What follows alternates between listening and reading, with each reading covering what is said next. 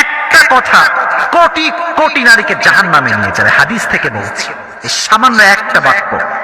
যেই মেয়েগুলো বিবাহিতা, ম্যারিড পিপল, যাদের স্বামী আছে, বেশিরভাগ বিবাহিতা নারী, বেশিরভাগ বউ জাহান্নামে যাবে স্বামীকে জাস্ট একটা বাক্য বলার কারণে। কয়টা?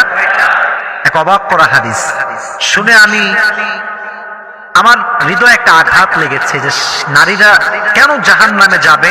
এই হাদিস যখন আমি জানতে পেরেছি, আমার হৃদয়টা চূর্ণ বিচূর্ণ হয়ে গিয়েছে। এর কারণ হচ্ছে এটা এমন একটা পাপ, এটা এমন একটা গুনাহ, বাংলাদেশের বেশিরভাগ, বলতে গেলে ৮০% থেকে ৯০% নারী পাপটা করছে।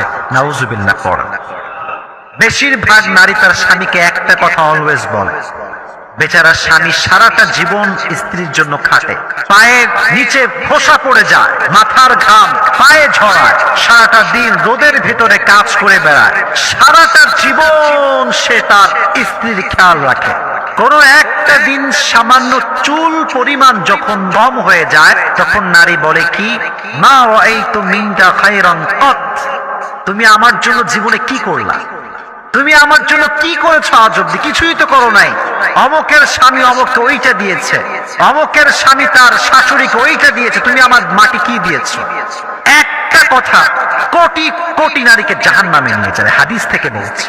এই সামান্য একটা বাক্য। তাকফুরুনাল আশির, বেশিরভাগ নারী অকৃতজ্ঞ হয়, স্বামীর কৃতজ্ঞতা আদায় করতে জানে না।